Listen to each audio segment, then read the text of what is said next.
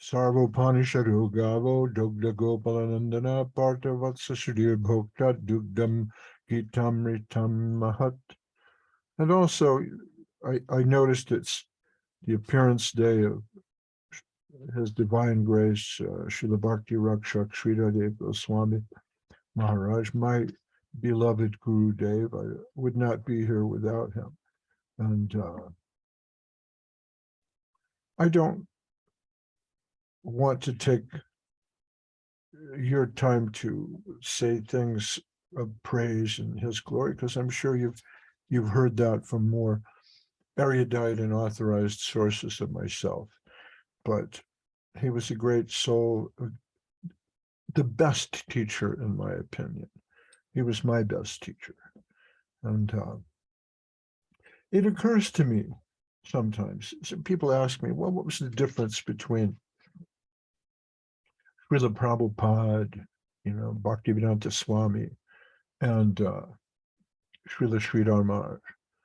Because there's so many differences. They're very different.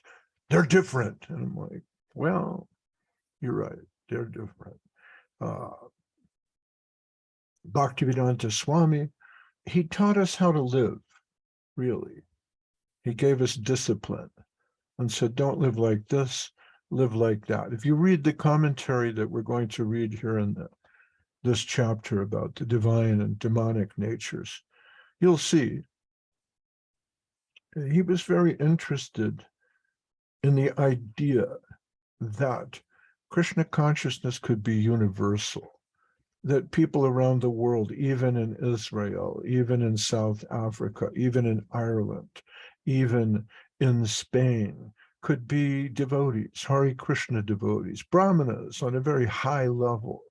And Prabhupada, he believed in that, I think.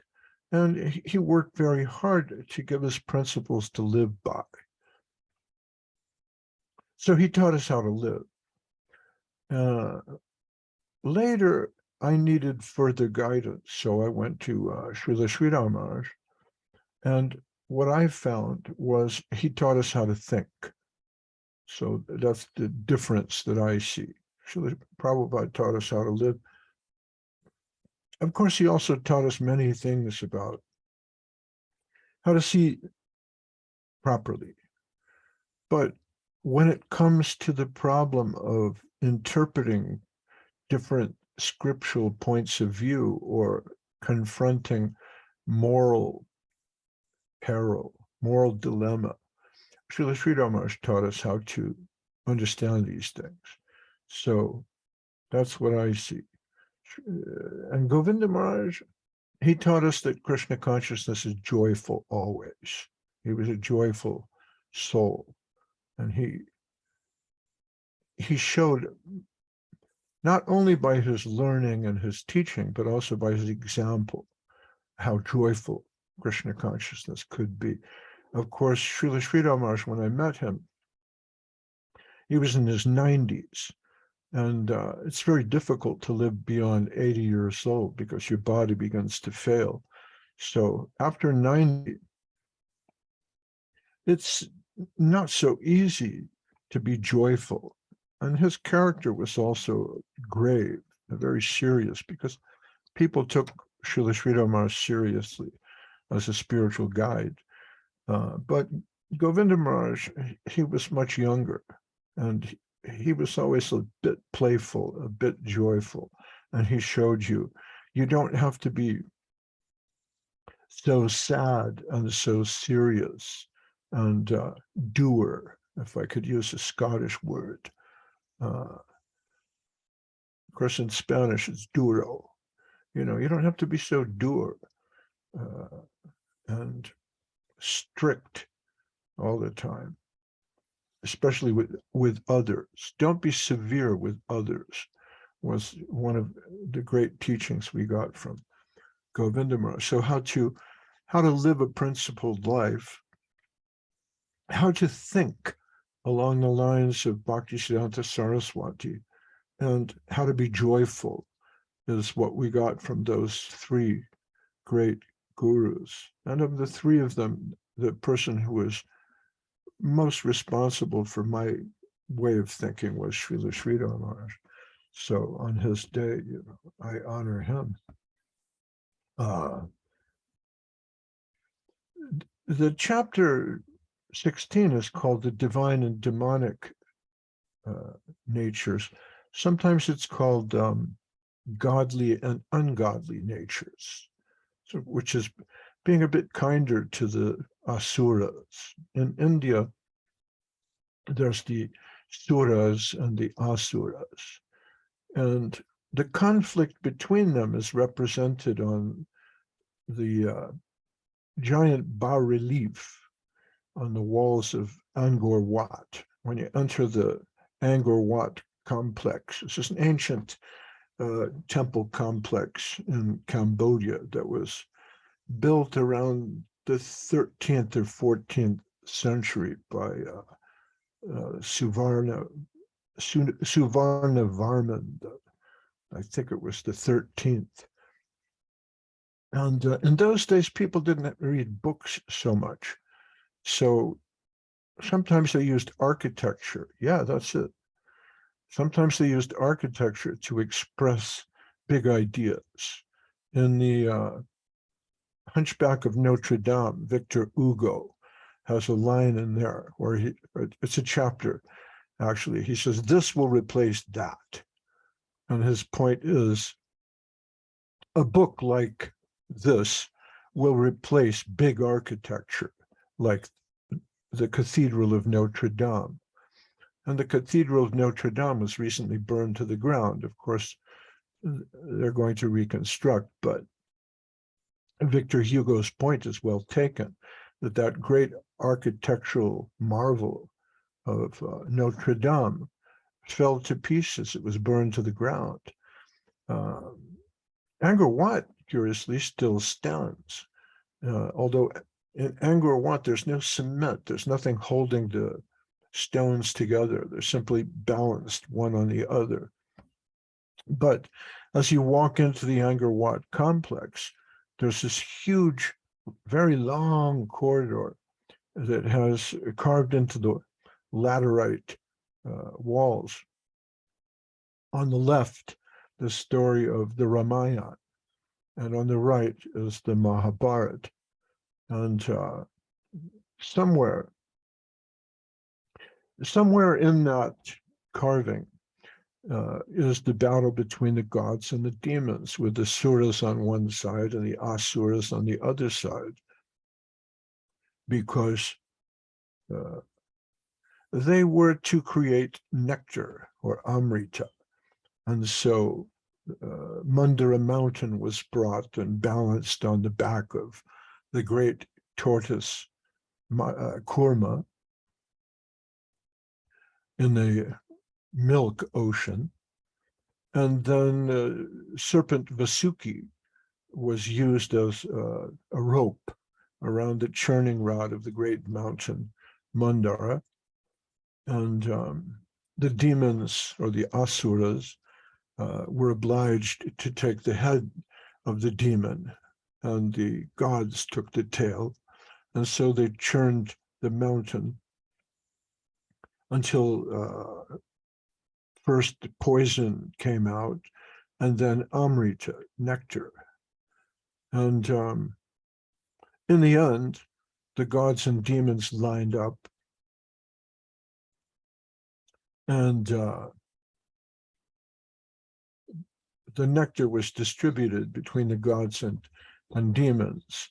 And the demons, or the asuras, they wanted the nectar first. So they tried to steal it. But then God appears in the form of the Mohini Murti, a beautiful woman, and seduces the asuras to wait their turn. And she says, don't worry, I'm going to give you the best part. Just wait your turn. I'll give a little bit to the gods. You know how they are. But don't worry, you'll get the best part. And of course, she gives them nothing. And when Rahu discovers this, he seats himself between the sun and the moon, but Vishnu cuts his head off with the Sudarsana chakra. So the nectar enters his mouth, but it doesn't have a chance to immortalize his body. But his head is there immortalized as the shadow planet. And this story, you can also see if you go to the airport in Bangkok. Maybe you've seen it. There's a big, I think it's I can't remember the name of the airport, Suvarnabhumi or something. Someone will know. There's a big sculpture there, giant sculpture of the suras and the asuras. So, in the first place, the idea of the qualities of the suras and the qualities of the asuras. The asuras are not exactly gods, but they have some sort of power. And they appear to be in competition with the gods. But this is not a Manichaean sort of competition between good and evil in the absolute sense, because in Indian literature and Vedic literature, we don't have the concept of evil as we do in the Christian society. The idea that there's heaven and hell, absolute good and absolute evil. This is not really a Vedic concept, and we've talked about this before. There's the three modes of material nature, sattva, raja, and tama.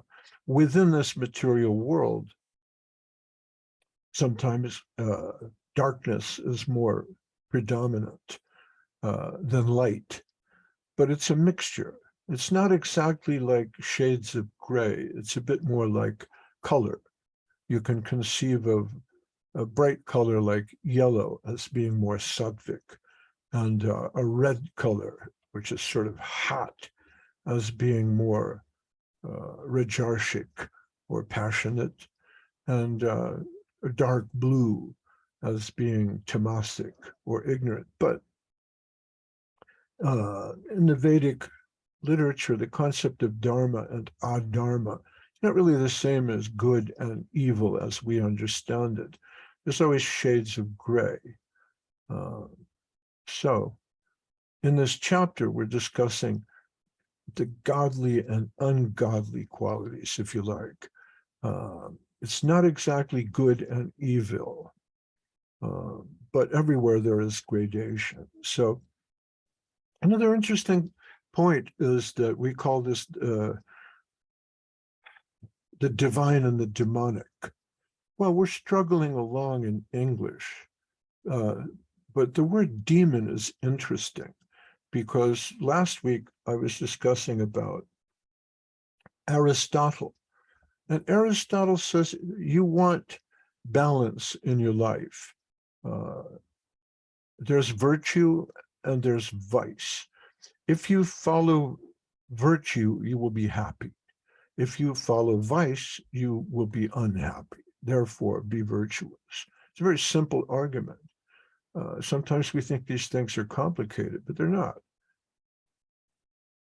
But even Aristotle, he's not thinking in terms of absolute good and absolute evil. He has what he calls the golden mean. It's a kind of a balance, so that if lust is a bad quality, for example, a vice, then you have to go to the other extreme to find out what's the good quality. Maybe it's love, right? Perhaps indifference. Where does indifference lie? The Buddhists like the idea of indifference, because if you have lust and you want something, then you will be unhappy when you can't get it.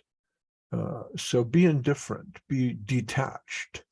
But it's difficult to be detached all the time. In fact, it's really impossible. So we find that instead of lust, our virtue or the good quality would be bhakti or dedication. Instead of lusting after sexual gratification in the mortal world, we should find divine love with God And in a higher world, become addicted to that. Don't become addicted to the joys of the flesh, because that's temporal. And in the end, it leads to sadness and misery. After all, you can't really enjoy the flesh. It's something like Prahlad Maharaj in the seventh canto of the Bhagavatam. He says, Puna Puna Charvita Charvananam. It's like chewing the chewed. You can chew gum for a while and it sweetens your breath, but after a while, it loses all the flavor. But you just continue chewing that because you imagine maybe there's still some flavor there. Or it's like scratching an itch. Scratching an itch is very interesting. I don't know how it works, but I had a skin condition, an eczema, and it was very, very irritated. And the only thing that helped me and made me feel better was to scratch my itch, right? But the harder you scratch, the better you feel, but you're actually tearing your skin off your arm.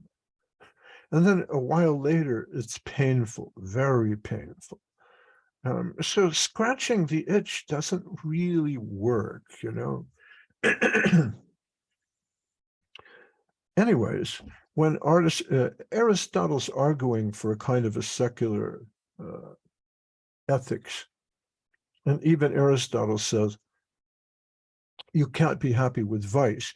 But curiously, what he's arguing for is what he called eudaimonia. Eudaimonia. And in Greek, the word eu, it's beautiful. It means good. And daimonia in Greek, it means spirit.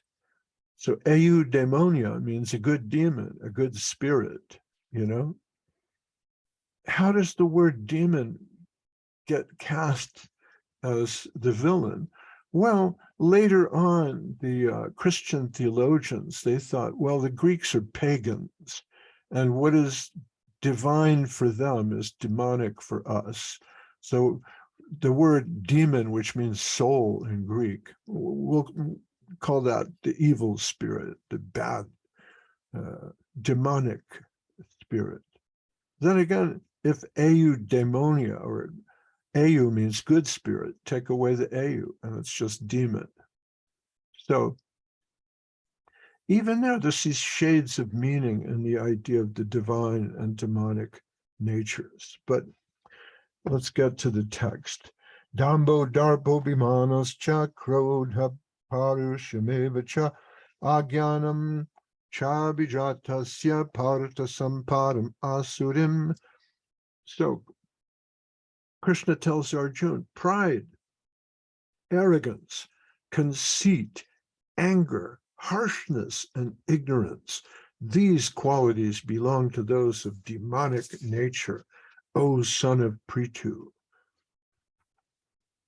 Daivi sampadi mokshaya nibanyaya surimataha mashucha sampadam daivim abhijatos ipandava. The transcendental qualities are conducive to liberation, whereas the demonic qualities make for bondage. Do not worry, O son of Pandu, for you are born with the divine qualities. Dvo bhuta sargalokesmin daiva asura evacha daivo vishtara prokta asuram partameshvinu. O Partha, in this world there are two kinds of created beings. One is called divine and the other is demonic.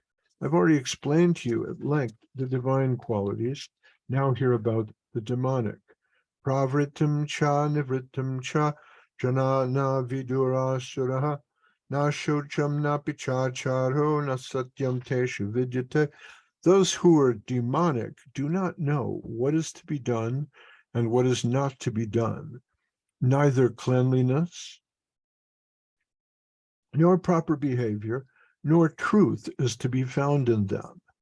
And here in the purport, Srila Prabhupada says, one should always be careful to keep his body clean by bathing, brushing teeth, shaving, changing clothes, and so on. So this goes back to what I was saying. He's teaching you how to live. Brush your teeth. Why? Because maybe back in the 60s, some of the hippies who joined the temple, they didn't brush their teeth so often, you know. So Prabhupada is saying, okay, be Krishna conscious, brush your teeth, shave, get a haircut, wash your clothes. And why do you have to tell people these things? Krishna's not telling this to Arjuna. He doesn't tell Arjuna, brush your teeth. Arjuna is a great Vedic hero. He knows these things, you know. But he's telling that to us because Prabhupada was very kind.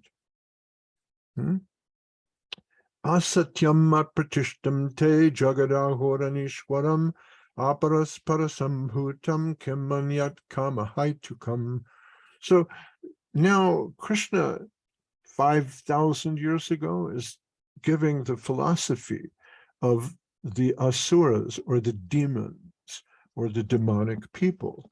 They say that this world is unreal, asatyam, apratishtam, it doesn't have any foundation. There's no God in control. They say it's produced of sex desire and has no cause other than lust. Kama haitukam, kama. So it just means, well, like Darwinian evolution, the survival of the fittest, the best species survive because they have better sex. You know, the crocodiles that have better sex reproduce more than the crocodiles that don't. And so you get crocodiles with crooked teeth. And that's their explanation. But this is a very poor explanation for this world. Prabhupada says, the demons conclude that the world is phantasmagoria. There's no cause and effect. So if you talk to the scientists sometimes about cause and effect, and you say, well, everything is so perfectly designed, there must have been a designer. No, there's no cause, there's no effect. Really? There's no controller, there's no purpose. If you talk to the scientists like Stephen Hawking, what they say is that purpose is not our area of investigation, and therefore the question is unnecessary and frivolous. We're not worried about any purpose in the universe. We just want to know how things work, right? You add sulfur and carbon to saltpeter, and you have gunpowder. The gunpowder explodes, and you can kill your enemy. That's our science. That's what we're concerned about, which is interesting because we enjoy a fascinating world because of technology, but there are all these unexpected secondary effects to technology that technology is busy resolving for us. You can get to work fast because you burn oil in your car, but oops, too much burning oil heats the planet. What do we do? Well, we're working on it. Don't worry. The scientists will figure it out. But there's no purpose, so we don't need to think about purpose.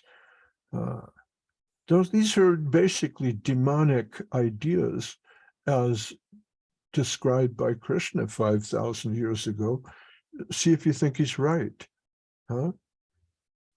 They say this cosmic manifestation arises due to chance, material actions, and reactions. They do not think that the world was created by God for a certain purpose. They have their own theory that the world has come about in its own way, and there's no reason to believe there is a God behind it. It's a very simple explanation of atheistic theory, but there it is. Etam drishtim avashtabhya nashtatmano pabudaya prabhavanti ugra karmana Shayaya Jagata Hitaha. So the word for technology here in Sanskrit is ugra karma. Following such conclusions, the demonic, who are lost to themselves and have no intelligence, engage in unbeneficial, horrible works meant to destroy the world. Wow. Yeah. Ugra karma, shayaya jagata, just the destruction of the world. Well, I don't need to give you a lot of examples. Just turn on the TV and watch the news for 5 minutes, and you'll see uh, people with no intelligence are engaging in unbeneficial, horrible works meant to destroy the world.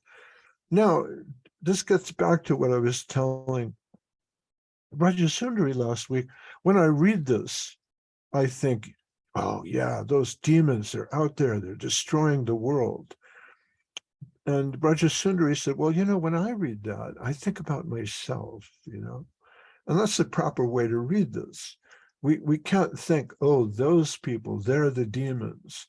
We should heal ourselves first and then think about others. Because what Krishna says here, what's the main demonic purpose? Lust, anger, and greed.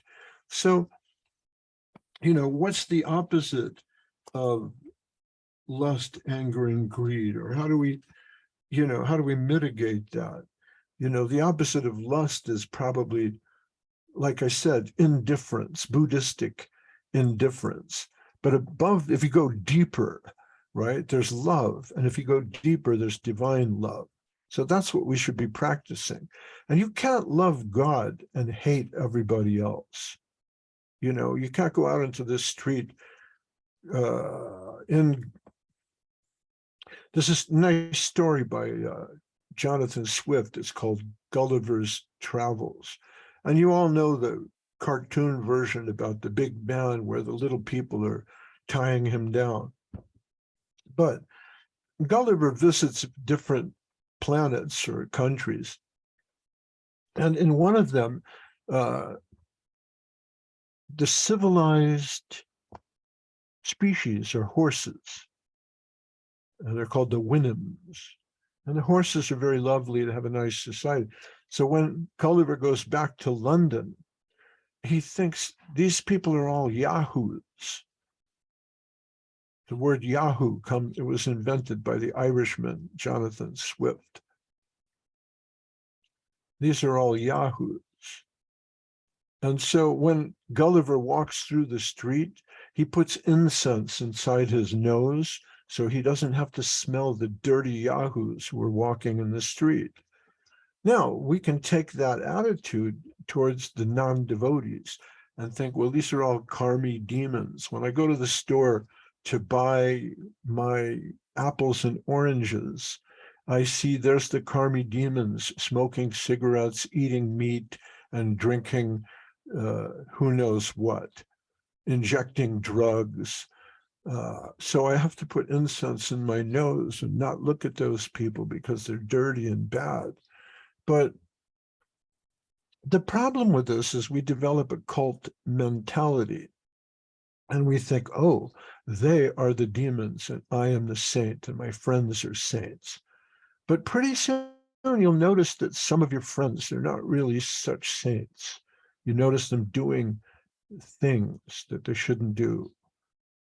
And then you think, oh my God, they're demons too. I'm surrounded by demons. And this is called the cult mentality. So, Srila Sridhar Maharaj did not encourage us to develop an antagonistic relationship with the environment. He said the environment is your friend, which is really difficult because you go outside and you see what's going on. It's just, here in Mexico, babies are being murdered, kidnapped. In the school over there, there was a case of intoxication. Children, after eating their lunch, are getting cocaine overdoses. And it didn't happen just in Querétaro or Guanajuato. It happened also in Chiapas. So suddenly there's an epidemic of cocaine intoxication in the elementary schools. And it's just for starters, it's just to open the day. So either everything is a favorable wave or it's not. So how do we see things as being favorable? Well, you have to see things with divine vision. Others are suffering. They don't want to suffer. They want to be happy. But because they're mired in vicious, demonic behavior, they can't be happy. So it's our example to try to shine and be joyful and set an example and show others through our example how they can be happy too. And not to look down on others and treat them like demons as we walk down the street with incense in our nose.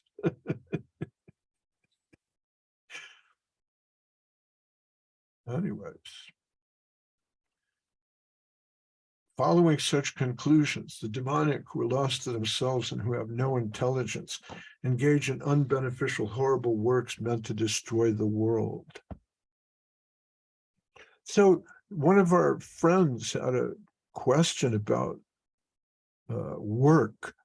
A friend of mine here in Mexico has a couple of children. She works as a school teacher here at the school where I work. And it's very difficult to make money and live, even doing something as innocent as teaching children. You would think, like, what's the karmic burden of teaching children how to tie their shoes?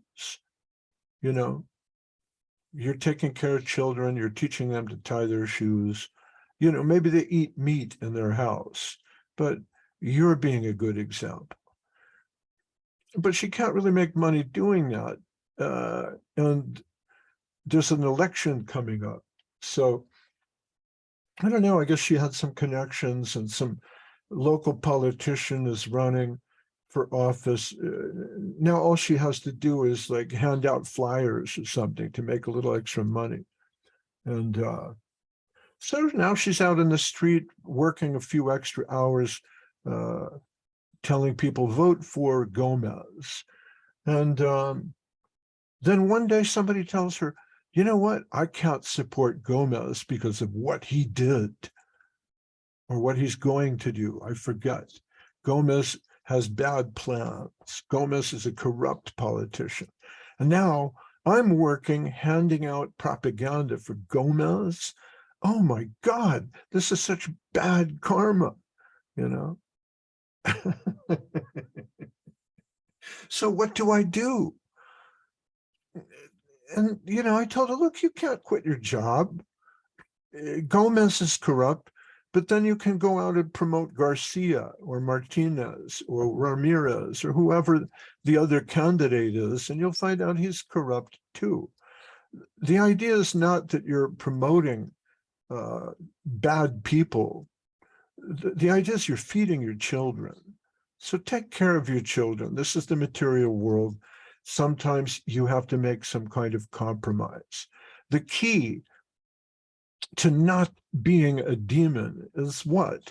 Trying to be sincere. Follow the scriptural injunctions, right? Otherwise, the demons are the demons. Kamanashrita dushpuram dambamana maranvitaha mohad grihit vashad grahan pravartante shuchivrataha. Taking shelter of insatiable lust and absorbed in the conceit of pride and false prestige, the demonic, thus illusioned, are always sworn to unclean work, attracted by the impermanent. This just gets worse and worse. They believe that to gratify the senses is the prime necessity of human civilization. What?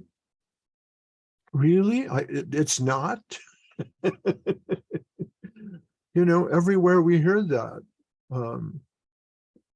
Enjoy, eat more, enjoy. Thus, until the end of life, their anxiety is immeasurable. But the problem is you cannot gratify the senses. You can try. Bound by a network of hundreds of thousands of desires and absorbed in lust and anger, they secure money by illegal means for sense gratification. The demonic person thinks, so much wealth do I have today, and I will gain more according to my schemes. So much is mine now, and it will increase in the future, more and more. He is my enemy, and I have killed him, and my other enemies will also be killed. I am the Lord of everything. I am the enjoyer. I am perfect, powerful, and happy. I am the richest man surrounded by aristocratic relatives. There is none so powerful and happy as I am. I shall perform sacrifices. I will give some charity, and thus I shall rejoice. In this way, such persons are deluded by ignorance. Thus, perplexed by various anxieties and bound by a network of illusions, they become too strongly attached mohajala samavritaha, to sense enjoyment and fall down into hell. And so sometimes we look at people like that and they seem to be happy. And we think, well, I want to be happy like that. So it's good to be bad. I want to be bad. I'm tired of being good. I'm good, I'm good, I'm good. Nothing happens. I want to be bad. But ladies and gentlemen, being bad is bad. Being bad is not good. Now, Krishna says, well, you'll suffer in hell, Naraka, right? Naraka means hell. Atanti Narake Shucho. But there's a very interesting book by Jean-Paul Sartre. It's called No Exit. Maybe you know that from school or something, but the real best representation of that book is in a song called The Hotel California, where it says, you can check out any time you like, but you can never leave. Really, that song is a reflection of No Exit by Sartre, because in his play, you're trapped in a hotel room with people you don't like. And as the play goes on, more people come into the hotel room, and it's just disgusting. They all hate each other. But at some point in the play, it's revealed this is hell. This is what hell is. It's being stuck in a hotel room with people that you don't like. In other words, there are hellish situations on this planet. You don't have to go to Patala Loka or, Naraka Loka to discover a terrible hellish situation. Look around. And the people who are suffering the most in that hellish situation are the people with the demonic mentality. Every day on the news, I hear about how angry, we won't mention names, but some dictator in some country is angry because his war plans aren't going well, and so he can't sleep at night. He has headaches, cancer, all these problems, right? Why? He's living in hell. So these people who you see on, I don't know, you see in advertisements, people are satisfying their material desires and they're happy. That's not the way it works. You satisfy your material desires for a while, but then you have more. And then suddenly, bam, it's gone. It's all over. Your mother dies, your father dies, your sister dies, your brother dies, your friends die, and then whoops, you die. At my age, it's terrible because I hear, oh, so-and-so devotee, he passed away. I remember him. First it was my mother and my father, then my brother, and then younger people. So my time is coming. But the point is not try to do good things now So in your next life, you'll go to heaven. If you do good things now, you will be happy, relatively speaking. You'll be more happy than people who do bad things. So don't do bad, do good. Atma sambhavita stabdha dhanamana badanvitaha yajanti nama jagyaste dambena viriparvakam. Self-complacent and always impudent, deluded by wealth and false prestige, they sometimes proudly perform sacrifices in name only, without following any rules or regulations.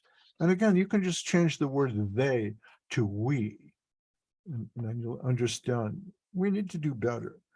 Ahankaram balam darpam kamam krodam sasangshitaha mam atma paradeheshu pradvishanto yasuyaka. Bewildered by false ego, strength, pride, lust, and anger, the demons become envious of the Supreme Personality of Godhead, who is situated in their own bodies and in the bodies of others, and blaspheme against the real religion.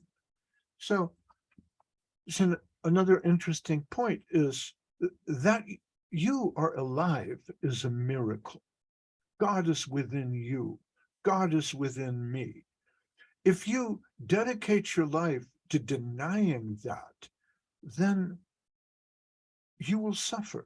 It's foolishness. It's blasphemy against reality. Those who are mischievous and envious were the lowest among men. I perpetually cast into the ocean of material existence, into various demonic species of life. So you can look into a dog's eyes, or another animal, a cat, especially dogs though, and the dog will look back at you like, why am I here? What happened to me? Why am I in this animal body? What did I do? Did I offend you? I'm sorry.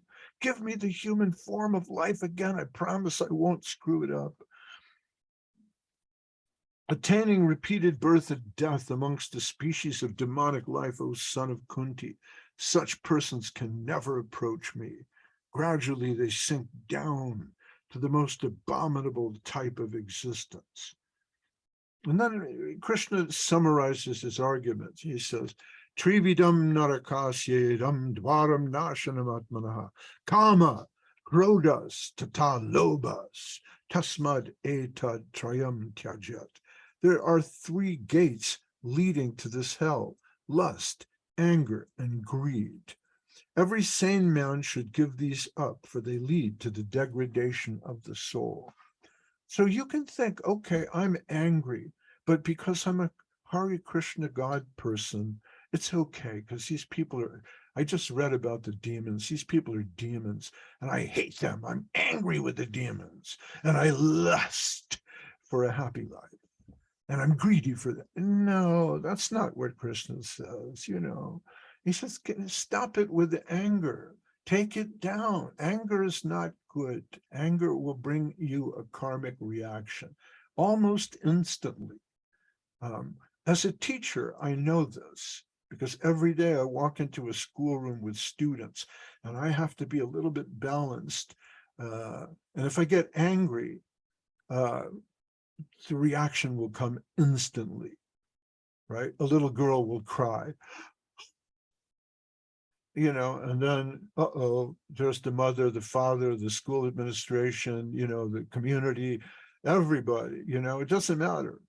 So don't make that little girl cry, don't make that little boy angry. Keep it balanced. So watch your anger. Be careful with anger. It's not a good thing, right? Sometimes there's a story of Narada Muni and the snake. I'm sure you know the story. Narada Muni and the cobra, where there's this cobra, and he listens to Narada Muni preaching, and he thinks, wow, that's deep. I like that. Go deeper. Go deeper. Become a devotee. Yeah, Hare Krishna. I like that. And so he goes to Narada Muni and says, you're very wise. I'm going to practice what you what you told us. Narada Muni says, so be it, my friend Cobra, Haribol. And so the Cobra starts practicing, Krishna consciousness, but the little boys figure him out and they understand, hey, you know what? That Cobra is not going to bite. So when they see the Cobra, they throw stones at him. Ha ha ha ha ha ha. And the Cobra's all bruised, but he's like, I'm not supposed to get angry. Narada Muni explained this, but I need to talk to him. So you have to consult with your guru from time to time. Narada Muni returns and he says, oh, Cobra, how are you coming in your struggle against birth and death? And the Cobra says, well, I practiced what you told me, but the little boys throw stones at me because they know I'm not going to bite them. What do I do, Gurudev? And Narada Muni says, well, that's easy. You don't have to bite them, but when they approach you, show your hood. Show your hood. I'm coming for you. I'm going to bite you now. And then the little boys will run away. They will respect you. Don't worry. And so the Cobra follows his advice and he's happy.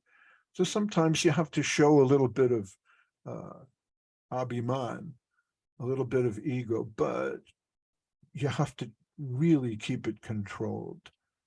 According to what I understand, your guru may tell you different, keep in mind that Krishna's telling Arjuna all this, but his real message to Arjuna is action. Go out and fight. And what's Arjuna's action is to kill. So there's this beautiful paradox in the Bhagavad Gita that we're constantly being told, give up anger, give up ego. But in the end, the highest precept is surrender. Surrender yourself completely, but try to do that without anger. There are 3 gates leading to hell. Trividam narakasyedam, dvaram nashanam atmanaha, kama krodas tatalobhas, tasmat etat, trayam tyajat. 3 gates leading to hell. Lust, anger, and greed. Every sane man should give these up, for they lead to the degradation of the soul. The man who has escaped these 3 gates of hell, O son of Kunti, performs acts conducive to self-realization, and thus gradually attains the supreme destination. But then this is interesting. He says, keep the Shastra in mind. Ya Shastra vidim utsritya. Follow the rules of the Shastra. Follow the regulations. If you have any doubts about this, consult the good book. Vartate kamakarata. Nasasidham avapnoti, nasukam na param gatim. He says, if you don't, he who discards scriptural injunctions and acts according to his own whims attains neither perfection nor happiness, nor the supreme destination. So, keep aligned with the good book, read the Bhagavad Gita, consult the scriptures, Tasmach chastram pramanam te, karyakara vyavastito, gatva shastram vidanoktam, karma kartumi harhasi. One should therefore understand what is duty and what is not duty by the regulations of the scriptures. Knowing such rules and regulations, one should act so that he may gradually be elevated. And so, again, there's Guru, Shastra, and the Sadhu. If you don't understand, okay, should I give up that job? Should I promote Gomez? Should I work at that school? I work at the school and the children eat meat. Maybe I should not work at that school. I'm promoting something bad. Well, you have to live with yourself. You have to sleep with yourself. You have to live with your conscience. So consult Guru, Sadhu, and Shastra. If your Guru is not there, see who your friends are. Try talk to your friend devotees. And if there's no friend devotees around, have a look at the book. If not, there's always the online Hare Krishna Zoom class. And that concludes our remarks. Thus end the 16th chapter of Srimad Bhagavad Gita and the nature of divine and demonic natures. So I'd like to take some questions if anybody has. Otherwise, it's been about an hour. I know it's very difficult. I'm always amazed to see that you guys are paying attention for almost an hour, because, of course, I remember when I was growing up, I told this to Janardhan Maharaj the other day. We had a conversation, and he said, these people don't have any attention span and nobody can listen. I said, yeah, I remember when you used to lecture in Los Angeles, sometimes you would lecture for 4 hours, or other sannyasis would come through the Los Angeles temple back in the 1970s. Prabhupada would speak for 2 hours and everyone would listen. But today, it's very difficult to go 5 minutes. So I appreciate all of you. I love all of you deeply with all my heart and soul. I don't want my Bhagavad Gita class to disappear and go away, but wow, look at that. We've almost finished the book. We did all that, and part of this is the index. Look at that. That's the index. Right? That's what's left. So maybe we could try to finish in a few weeks' time. But thank you very much. Thank you very much from everybody. Thank you, Lydia Lavati. Shalom. Peace and love, Mazel Tov, good health, happy days, Hare Krishna, sunshine, rainbow, Prabhupada, and Suvashini, Hare Krishna to you. It's so good to see you again. Aurora always asks about you. She said, was Suvashini, was she in the talk? Yes, she was. She was there with her shining presence. Ananta Shesh, Divino de España, Hare Krishna, Hare Bol. Adios, amigos. Peace, paz y amor. Pax vobiscum et cum spiritu tuo, as we say in Latin. Any questions, anybody? Nope. Okay. Really? All right. It's a difficult. This is really this section where Krishna gets a little bit strong about ethics and being moral. The other place is in the 6th chapter when he describes brahmacharya. That's where people start getting, if I want to be a yogi, I have to be a brahmacharya. I don't know. So those are 2 difficult parts of the Bhagavad Gita, but don't be demon. Don't be demon. Thank you very much, Mahayogi Prabhu. Thank you very much. Mahayogi Prabhu, I want to ask you a question. Have you read my last post on Facebook and Instagram about me? I don't read Instagram.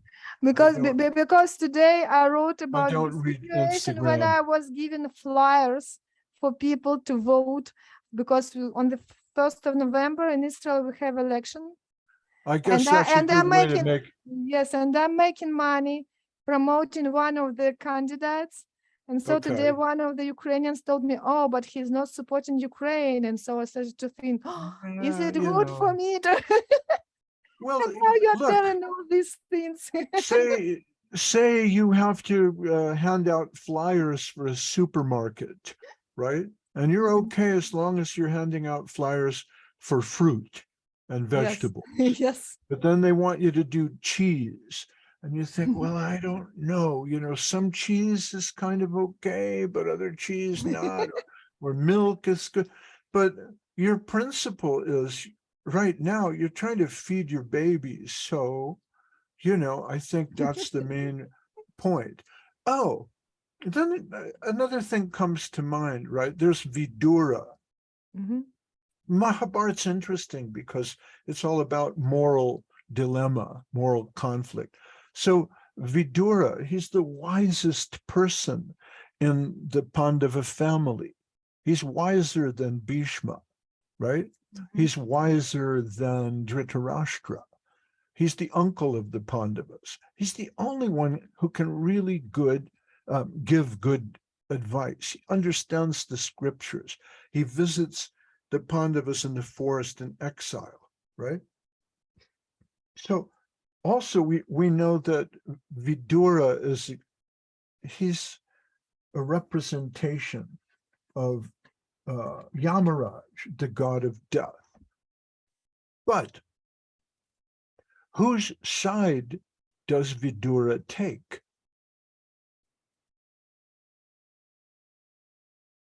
Rajasundari. Yeah, sorry, simply I again turn off I the know. translation. Well, but Vidura was on the Yeah. side of Duryodhana, as far as I remember. That's right. That's right. So he's on the wrong, politically speaking. He takes the side of the bad politician, Duryodhana, even though he's wise. Why? Because he's compromised because of his family ties. He can't escape certain influences. He's forced to back the bad guy, Duryodhana, right? Another case is Shalya. Shalya is a friend of Yudhishthir, but he gets involved with Duryodhana. I don't have time for the story, He gets involved with Duryodhana, and Duryodhana makes him promise that he will help him. So in the end, he becomes the charioteer for Karna. But because he's a friend of Yudhishthir, he tells Karna, you're going to lose. You're going to lose this one. This is not going to work. Why don't you just stop? Let's surrender. Let's run away. I can make you run away right now. I'm fast. Come on. Let's ride the horses out of this battlefield and go. So he's helping Duryodhana, but at the same time, he's making politics against him. So politics are very complicated.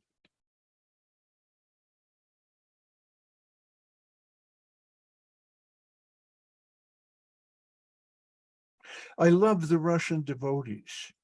They're great human beings. I love Vijay Raman. I love Prithu Das. He's an exceptional, great soul. I love Avadut Maharaj. They're all heart. They're good people. I have a list of lots of Russian devotees and Russian friends, right? I love the Ukrainians. They're even better. They're even nicer. They're beautiful people. I love Kyiv, I have friends in Ukraine. I love Dandi Maharaj, and all those boys over there. What's happening there is tragic. I don't want to make a comparison to the Mahabharata because people will say, oh, no, well, you can't do it. But it's like a family struggle, a family war.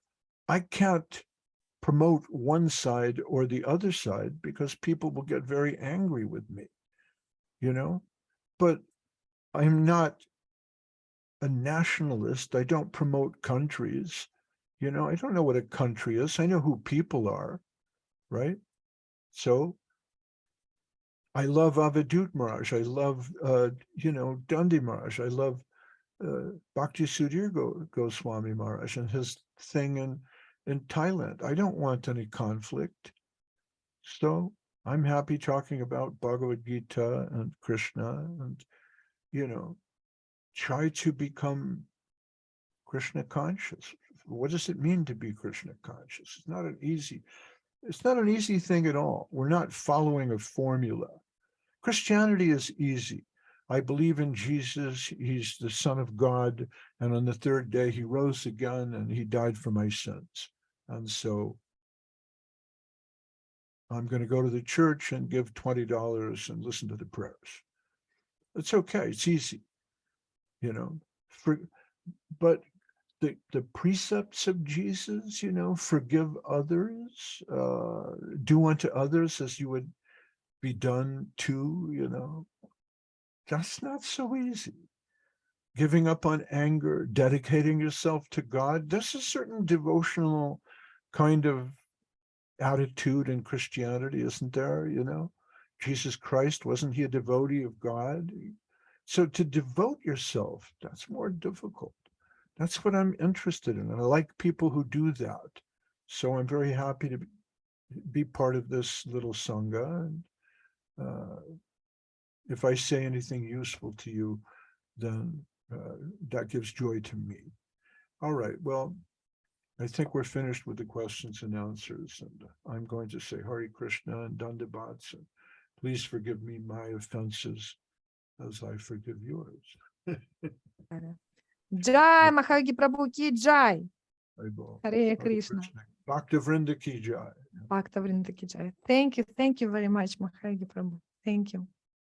Thank you. Dandavats. Yes, Dandavats, Suvasini and Sivarupa and all the Dandavats. devotees. Hare Krishna.